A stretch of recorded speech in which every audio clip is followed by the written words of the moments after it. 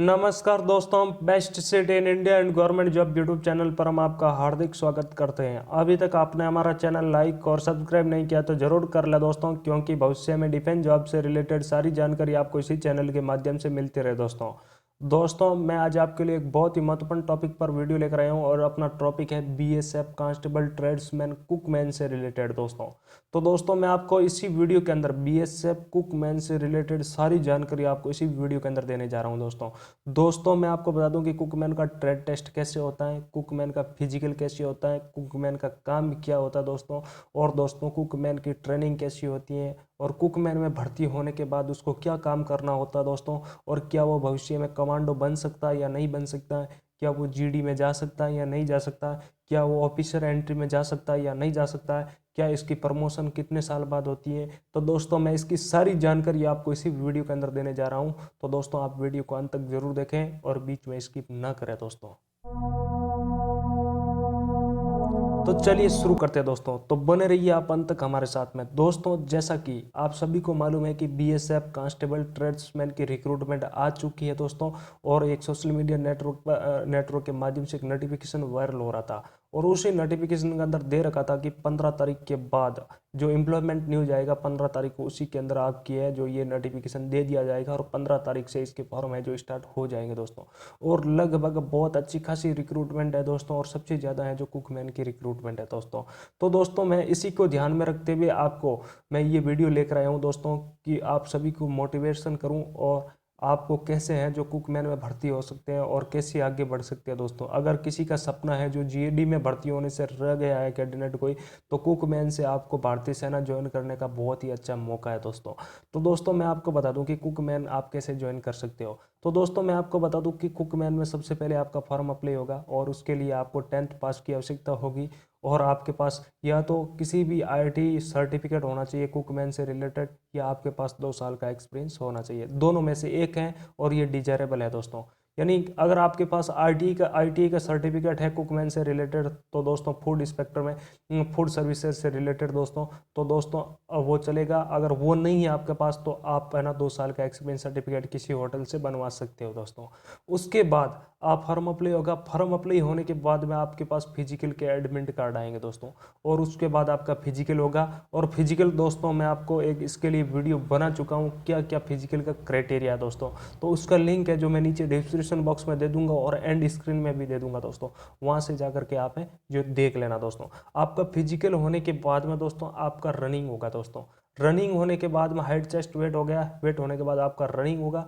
Running होने के बाद जब आप रनिंग क्वालिफाई कर लोगे तो आपको है ना डॉक्यूमेंट वेरिफिकेशन के लिए बुलाया जाएगा और उसी दिन ही आपका है ना डॉक्यूमेंट वेरिफिकेशन होगा और डॉक्यूमेंट वेरिफिकेशन में क्या क्या होगा आपकी 10th की मार्कशीट चेक की जाएगी, आपका एक्सपीरियंस सर्टिफिकेट चेक किया जाएगा, आपका डोमिसाइल सर्टिफिकेट चेक किया जाएगा, आपका कास्ट सर्टिफिकेट चेक किया जाएगा और आप जिस कैटेगरी से बिलोंग करते हो उसी कैटेगरी का आपके पास कास्ट सर्टिफिकेट होना चाहिए। अगर आप जनरल कैटेगरी से बिलोंग करते हो तो उसके पास उसका आपके पास कोई कास्ट सर्टिफिकेट की आवश्यकता नहीं है फिर बाद में अगर आप ये कास्ट डॉक्यूमेंट वेरिफिकेशन क्वालिफाई कर लेते हो तो उसी दिन ही आपका ट्रेड टेस्ट होगा और आपका ट्रेड टेस्ट कैसे होगा तो मैं आपको बता दूं कि जो कुकमैन से बिलोंग करते हो तो आपको है ना अलग अलग कैटेगरी वाइज आपको है ना बांट दिया जाएगा। जैसे कैटेगरी वाइज कैसे मैं आपको बताऊँ, खाना बनाने वाले को अलग खाना बनाने वाले में से रोटी बनाने वाले को अलग अलग बनवाएंगे, आपकी सब्जी अलग बनवाएंगे, आपको मीट अलग से बनवाएंगे और मैं आपको मसाले के नाम अलग से पूछे जाएंगे और आपसे सब्जी कटवाई जाएगी और बर्तन साफ करवाए जाएंगे।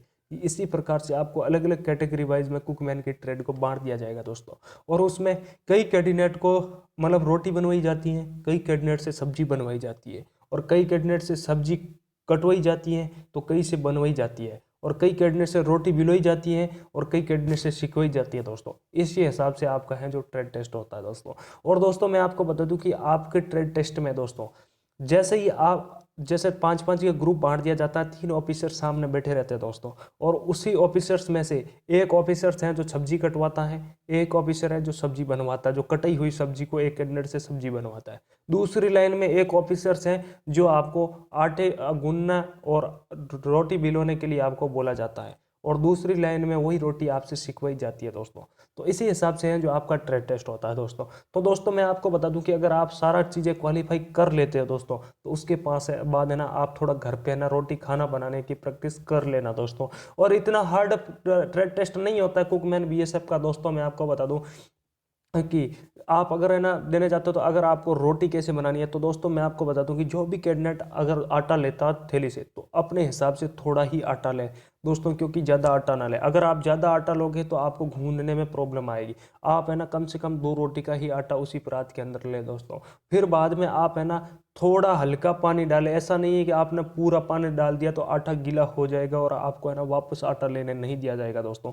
तो दोस्तों मैं आपको बता दूं कि आपको आटा है ना बिल्कुल कम लेना है, यानी आपके हिसाब से 1-2 रोटी का ही आटा होना चाहिए और पानी भी उसी हिसाब से डालना चाहिए। और दोस्तों मैं बता दूं कभी कभी ऑफिसर्स है जो ज़्यादा खड़ूस होते हैं, जो ज़्यादा टाइट होते हैं और ईमानदार कैंडिडेट को ही लेना चाहते हैं, तो वो आपको दूसरा हाथ नज़दीक नहीं लाने दिया जाएगा। उस आटा गूंथते वक्त आपको एक हाथ से आटा गूंथना है और 2 हाथ से रोटी मिलवानी है दोस्तों।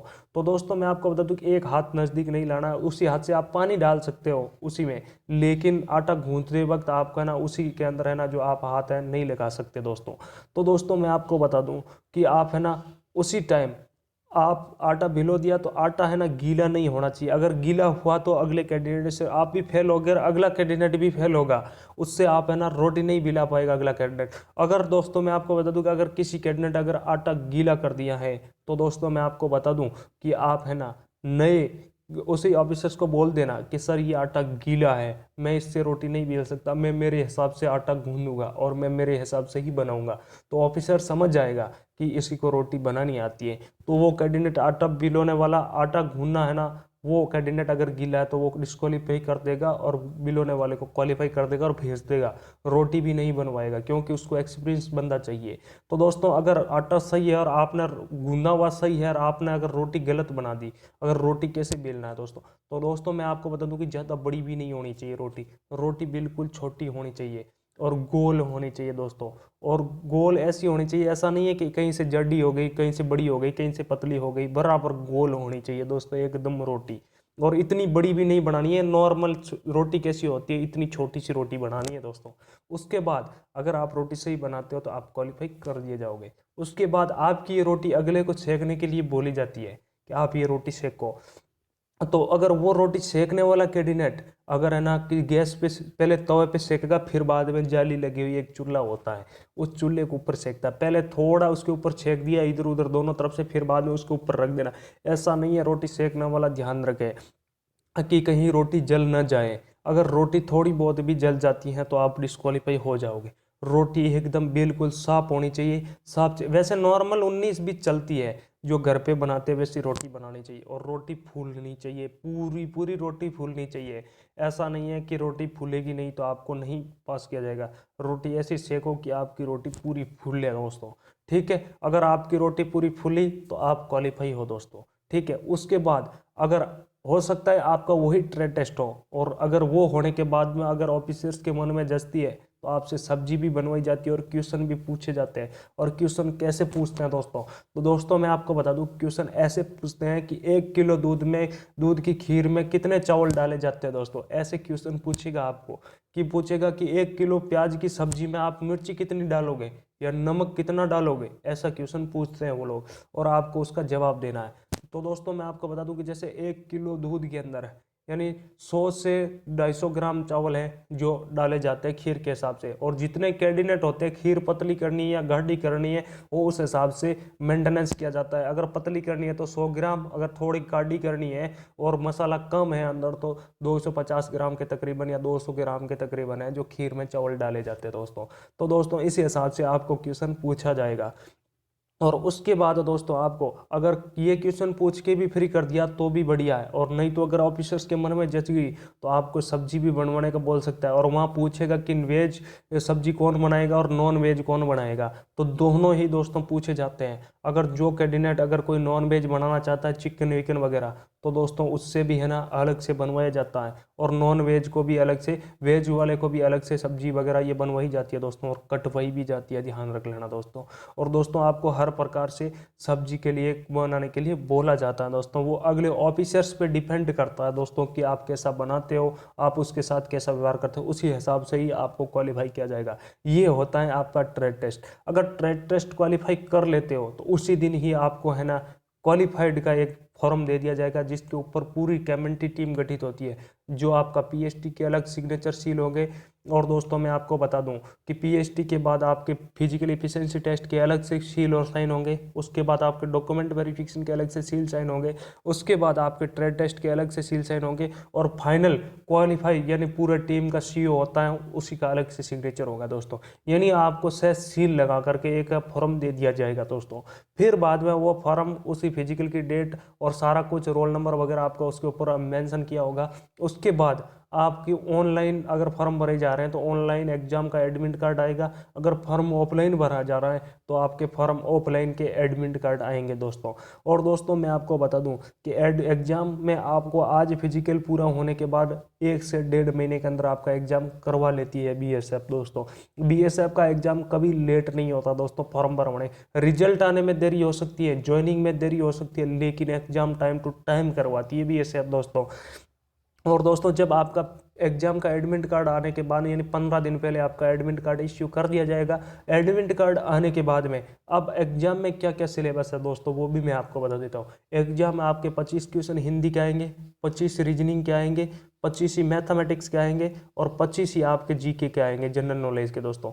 और दोस्तों ये 25-25 के 4 टॉपिक होंगे दोस्तों, 2 मैथ रीजनिंग के, और दोस्तों 2 टॉपिक होंगे हिंदी और जीए के जीएस के दोस्तों। अब दोस्तों मैं आपको बता दूं कि मैथ्स में क्या क्या टॉपिक आते हैं। मैथ्स में ओनली फॉर आपके अर्थमेटिक गणित आती है, और एक क्वेश्चन है जो एरिया वॉल्यूम से आता है, या तो वृत्त की परिधि का क्षेत्रफल पूछ लेता है दोस्तों, या आयत की परिधि का क्षेत्रफल पूछ लेता है, या त्रिभुज दे दिया और उसके चारों भुजाओं का क्षेत्रफल पूछ लिया। कुछ ऐसे क्वेश्चन आते हैं जो एरिया वॉल्यूम से होता है दोस्तों। और बाकी पूरे के पूरे क्वेश्चन हैं जो आपके साधारण ब्याज यानी एसआई से, और चक्रवर्ती ब्याज, कंपाउंड इंटरेस्ट है, और प्रॉफिट लॉस यानी लाभ हानि से क्वेश्चन आते हैं दोस्तों, और डिस्काउंट यानी बट्टा से भी आपके क्वेश्चन आते हैं। और दोस्तों आपको सिंप्लीफिकेशन से बिल्कुल कम क्वेश्चन आते हैं दोस्तों, अलजेब्रा से भी बिल्कुल कम क्वेश्चन आते हैं, नहीं आते दोस्तों।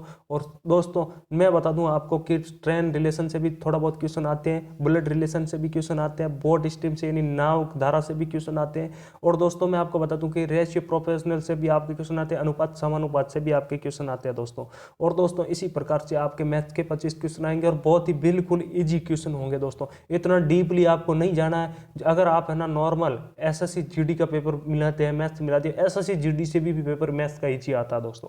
अब बारी आती है हिंदी का। तो दोस्तों हिंदी में मैं आपको बता दूं कि सबसे ज्यादा हार्ड क्वेश्चन आते हैं, जो शब्द शुद्धि के क्वेश्चन आते हैं दोस्तों। एक पूरी लाइन दे दिया, उसको आपको अशुद्ध लाइन है उसको शुद्ध करके लिखना है दोस्तों, और एक शब्द दे दिया अशुद्ध, उसको आपको निम्न में से शुद्ध कौन सा है वो लिखना है दोस्तों। 3-4 क्वेश्चन इसके आएंगे, 3-4 ही क्वेश्चन आएंगे संधि विच्छेद के दोस्तों। जैसे स्कूल में कौन सी संधि है, जैसे महेश में कौन सी संधि है, ऐसे क्वेश्चन आते हैं। 2-3 क्वेश्चन है जो समास से भी आते हैं दोस्तों। इसमें कौन सी समास है, तत्समय, तद्भव, मतलब तत्पुरुष समास है, क्रमधारी समास है, बहुब्री समास है, कौन सी समास है वो आपको बतानी है समास दोस्तों। उसके बाद तत्सम और तद्भव शब्द के भी क्वेश्चन आते हैं दोस्तों। और दोस्तों मैं आपको बता दूं कि उपसर्ग और प्रत्यय भी आते हैं दोस्तों। निम्न में से कौन सा उपसर्ग है शब्द है, और इसमें कत्व प्रत्यय कौन सा है, त्व प्रत्यय कौन सा है, पता ना जाने, ऐसे ऐसे आपके क्वेश्चन आते हैं दोस्तों, ठीक है। और पर्यायवाची शब्द भी आते हैं, संज्ञा भी आती है, सर्वनाम भी आते हैं, विलोम शब्द भी आते हैं दोस्तों।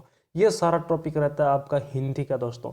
उसके बाद बात आती है कि अपने जीके और जीएस में क्या होता है। तो दोस्तों मैं आपको बता दूं कि जीके और जीएस में करंट अफेयर्स के मिनिमम 5 क्वेश्चन आएंगे 25 में से, और 20 क्वेश्चन आएंगे जो हिस्ट्री, पॉलिटिकल और अपने इतिहास भूगोल से आएंगे। और अर्थव्यवस्था यानी ये इकोनॉमिक्स से बिल्कुल आपके क्वेश्चन है, जो एक आध आएगा ना भी आएगा कोई भरोसा नहीं है।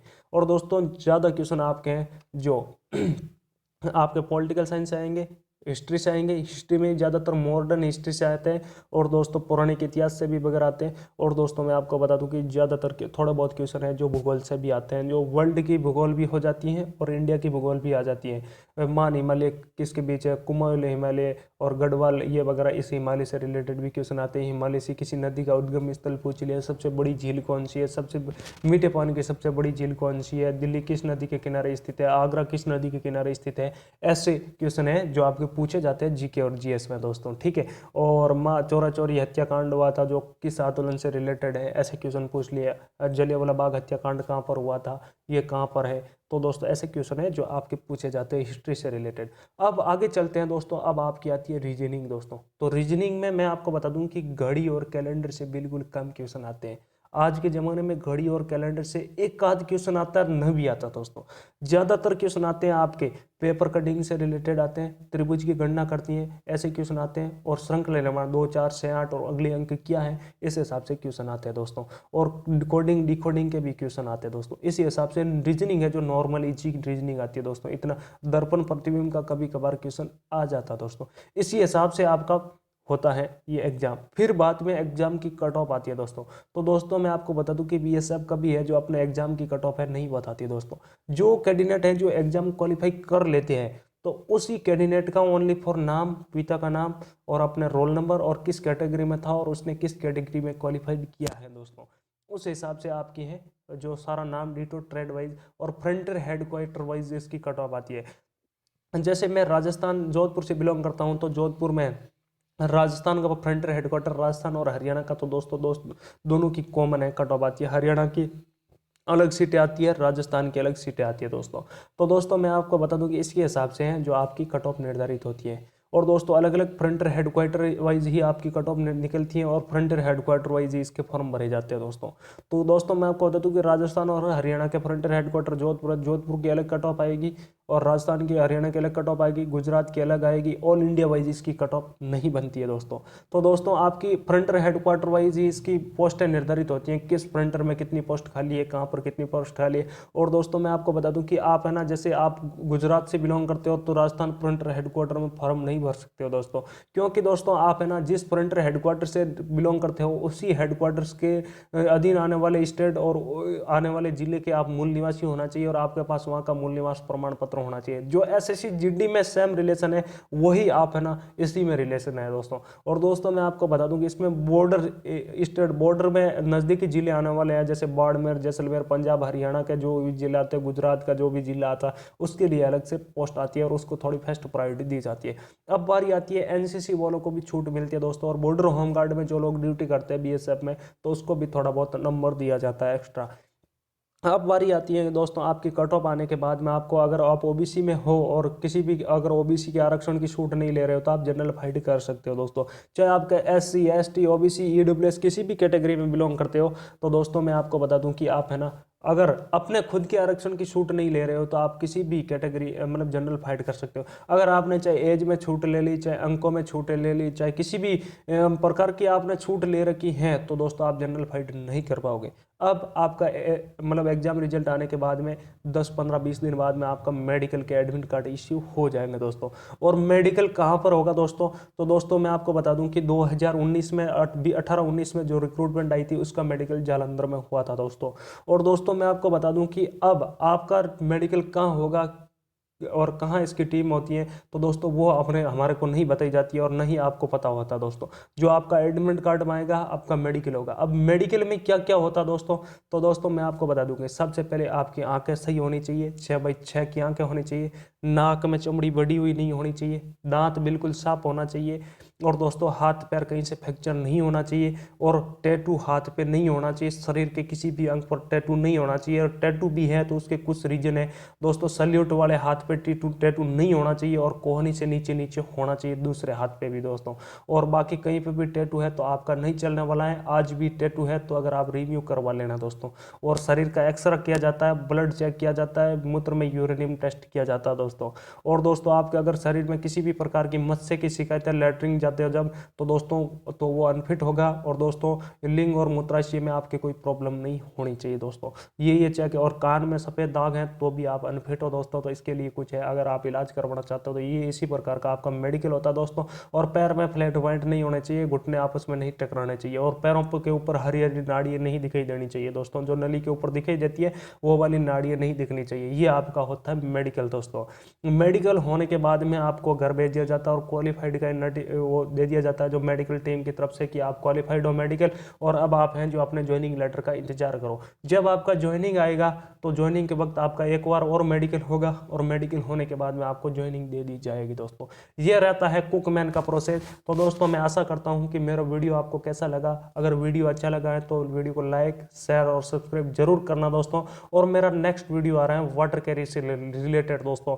तो दोस्तों मैं ऐसे ऐसे करके बीएसएफ में जितनी भी कांस्टेबल ट्रेडमैन से रिलेटेड जितनी भी रिक्रूटमेंट है दोस्तों, तो दोस्तों मैं इसकी सारी जानकारी आपको इसी वीडियो की तरह ही दूसरे वीडियो बना करके मैं आपको बता दूंगा दोस्तों। अब बारी रहती है कि सर हम क्या जीडी और कमांडो में जा सकते हैं, तो दोस्तों मैं इसके लिए एक वीडियो बना चुका हूं दोस्तों, तो उसका लिंक है जो मैं एंड स्क्रीन में दे दूंगा दोस्तों, तो वहां से जा करके आप देख लेना दोस्तों। और मिलते हैं नेक्स्ट वीडियो के साथ, तब तक के लिए मैं मांगता हूँ आपसे इजाजत। जय हिंद, जय भारत, राम राम।